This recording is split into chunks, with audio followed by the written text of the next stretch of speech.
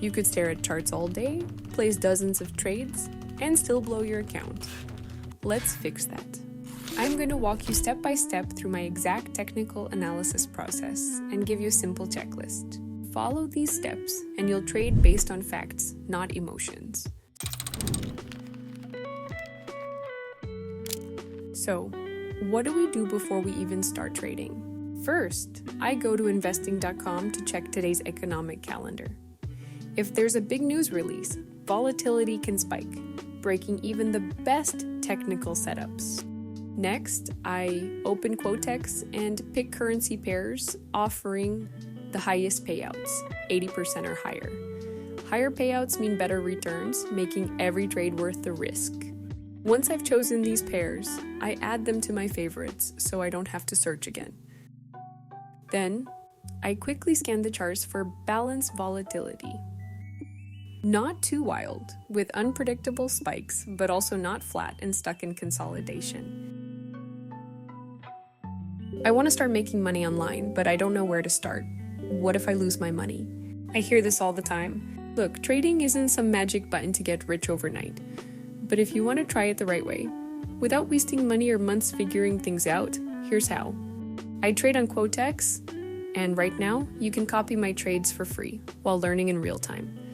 No upfront fees. I'll get a commission from the platform instead.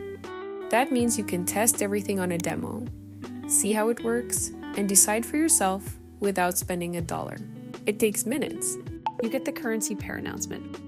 Open it on the platform. Then you get the signal. Place the trade. And that's it. Will this make you a millionaire tomorrow? Of course no.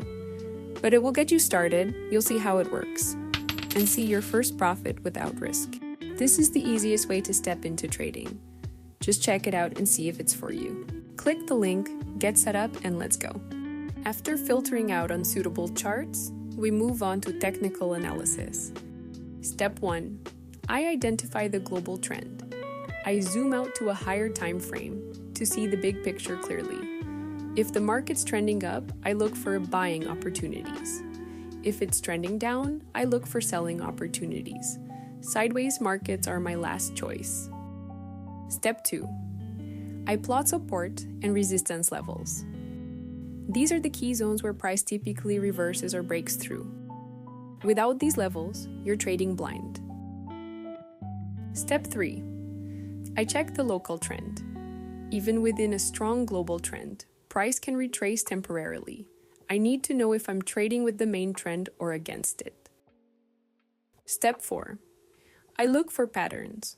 Patterns give me specific entry points, like triangles, flags, or double tops and bottoms. Usually I'm entering on a breakout.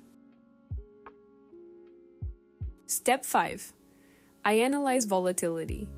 If the market is flat, even a perfect pattern won't give a good trade.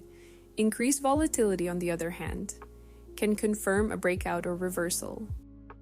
Step 6. Now, and only now, I check indicators. RSI, MACD, and ADX are not signals on their own. They're confirmations, helping validate everything I've seen so far. Never trade based on indicators alone. And finally, step 7, extra confirmations. Candle wicks, reactions at key levels, and price behavior in real time. This completes my puzzle. This is the exact process I follow. No guesswork, no chaos. Use it and your results will improve significantly. Now let's see this method in action with 2 real trade examples. Here's the first scenario. We have a clear upward trend. Price is moving steadily along a trend line. It hits resistance multiple times and forms a triangle. This is a textbook continuation setup. Usually, price breaks out in the direction of the overall trend. Volatility looks good, but the initial breakout is low volume. That's a red flag. However, because the resistance has been tested multiple times and there's no resistance above, I expect a true breakout upwards. I enter a 15-minute trade. Then, I check RSI. It's above 50, confirming bullish momentum. We've got everything aligned. A clear pattern, solid breakout, and indicator support. The trade closes strongly in profit. In the second scenario, we have the opposite, a global downward trend. Price hits support, briefly bounces, but continues forming another triangle along a downward trend line. Patterns must always be viewed in context. A triangle in a downtrend often signals a continuation lower. Price attempted a breakout earlier, but it was weak and reversed quickly, indicating a possible false breakout. This time, I'm waiting for strong confirmation. Checking MACD, I see a crossover, but still below zero, confirming continued downward pressure despite temporary consolidation. Price breaks support again with higher volatility. This is my signal to enter a 15-minute trade downward. No support levels are below, making this an ideal setup. Notice, I didn't trade on impulse or a single indicator. I confirmed trend, levels, volatility, and pattern, which is exactly how you succeed in any type of trading. If you found this video helpful, hit the like button, subscribe, and leave a comment sharing your approach to analyzing trades. I'll see you in the next one.